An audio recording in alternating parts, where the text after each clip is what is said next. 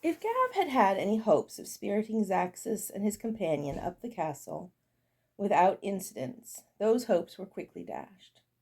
A harvest fair? Delightful! Zaxus beamed delightedly at the tourist, who stared at him without even trying to hide. We've got your rooms all set up at the castle, Gav tried desperately to interject. Oh, yes, and you've arranged a marvelous bit of local color for us as well. Zaxus reached out and simply ran his hand through the red hair of a girl at the fried garlic stand. Speaking of color, how on earth did you manage such a shade? Tiger skin transplant? Fennec fox?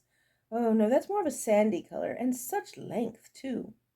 Gav gently disentangled the girl, who had frozen like a rabbit under the gaze of a hawk. I think that's actually her original hair color. Really? Zaxus looked delighted. I'll have to take some of them back with me. The girl was starting to look panicked. Gav was starting to feel a bit panicked, too. I'm really afraid I must insist that they all stay here, although did you know that the local foxes are about that color? Much easier to transport, too. Oh, that would be just as good. Zaxus looked pleased, to Gav's relief. The older wizard wandered down the row, stopping to try the pickled garlic peppers. His companion still had not spoken a word. Gav wasn't entirely sure if she even spoke the same language. She was lovely in a way, tall and slim, and at some point might have started as human. She had some of the critical proportions of a mammal, but close up her skin was covered in tiny scales, dark copper with a hint of iridescent green. No hair on her gloriously shiny, smooth head, and there was something wrong with her face. Her eyes had no whites, he realized, just black pupils surrounded by brown iris that extended all the way to her lids, which had no eyelashes. The eyes themselves bulged very slightly, and she never seemed to blink. Instead of a shirt, she wore a leather vest with nothing beneath it, that laced tightly against her curves and stopped well short of the waistband of her skin-tight trousers. A jeweled armband in the shape of a snake curled around one scaled bicep. Zaxus had not seen fit to introduce her. Oh, how charming, Valvina purred. A kissing booth. Gav bit his tongue to keep from groaning. She had yet another new outfit from her endless supply, this one black and silver with the silver hair to match. Her bodice was laced like a corset, but the material didn't actually meet at any point in front or back. There was a good 2 inches of skin showing all the way down to the gauzy skirt that hung off her hips in separate, unconnected panels. The men of the square stared slack-jaws as she sauntered her way over to perch on the edge of the booth, crossing one long leg over the other, skirts streaming down unhindered by anything resembling modesty.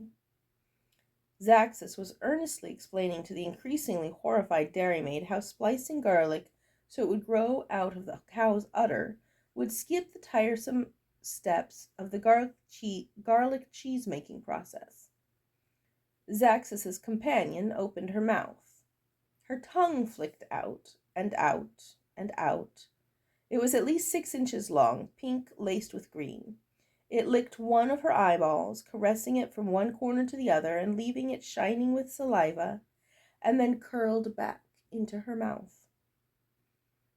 How much would you trade me for a kiss? Valvina said, leaning forward and stroking up the nervously bobbing larynx of a young man whose clothes placed him as coming from somewhere farther away and richer than the local village. A finger, a memory, a child, your soul? Gav couldn't be everywhere at once, and he didn't know what to do anywhere. The villagers looked at each other nervously, but none had broken rank and run screaming. It was surely no worse than what they'd endured under Gavarax. No one was on fire yet. Tourists were eating it up. Here was what they had been promised. Danger. Voluptuous danger. Weird, eye-licking, yet still shapely danger. From her forgotten perch on the dunking tank stool, Mayor Tyrwin gave him an expressionless nod that seemed likely to be the closest thing to approval that she would ever give him. He had done well. Unfortunately, Zaxus turned to see where Gav was looking. And how does this work? Do we see how long she can stay under? He scooped his right hand as if to pick something up, while his other hand fumbled in his belt pouch. The left hand emerged with a seed pod of some kind, which he crushed as his right hand mimed tossing something at the dunk tank. Gav saw nothing fly through the air, but the trigger panel slammed back and Tyrwin plummeted into the water. There was no splash. The water's surface closed over her and flattened like glass. The wind had picked up at some point, but there wasn't even a hint of a ripple. He waited for a moment, but she didn't come bursting up. He couldn't rush. He couldn't, not without giving away the fact that she meant something to him. No wonder Gavarax pushed everyone away. Anyone who meant something to you was a weakness. And that was as good as waving a chunk of bloody meat before predators. Zaxus strolled over to observe, and Gav joined him as quickly as he dared. Beneath the surface, Tyrwin pushed desperately upwards, her eyes wide and her steel-gray braids floating freely about her face. Her hands slammed soundlessly into a barrier of unmoving water an inch or so thick. Tiny bubbles escaped from her nose to skitter around the water below churning in her frantic attempts to escape. She couldn't have expected the sudden fall. Had she even taken a breath? Her eyes caught his. She was mouthing something. "Please." "Let her go, please," he said, as mildly as he could. "I want to see how long it takes for her gills to deploy," Zaxus said, sounding more like a spoilt child than a grown man with white in his hair.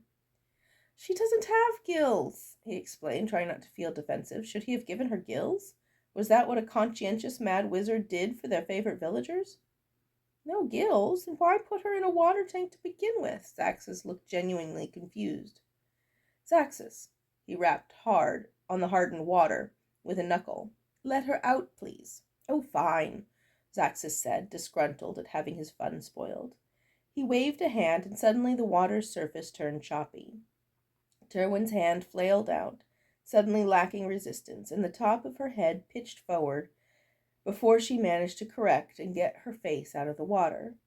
She clung to the side of the tank, gasping in great heaving breaths. "No hair, no gills. Why even bother having a village?" Zaxus grumbled. Gav was saved from replying by a terrifying roll of thunder. Every head snapped up to the sky. The fluffy clouds thickened while they had been distracted, darkening. Now the wind that had been gradually rising started to swirl around the edges of the square as the sky turned to a roiling black shot through with crackling lightning. "Always the dramatics," said Valvina. "Always the dramatics," said Valvina. The sudden brightness of the lightning bolt blinded Gav. A sound like the very air being ripped in twain followed immediately, leaving him clutching his head with his chin to his chest. When he tentatively managed to raise his head, he saw exactly what he had feared in the center of the square. The blast marks radiated outward, and a few unfortunate souls nearest the center were charred beyond recognition. Unharmed and standing tall in the very middle of the devastation stood a man in a swirling cape, his skin the color of ink and dried blood. Zarakonar had arrived. That's where I should have stopped it.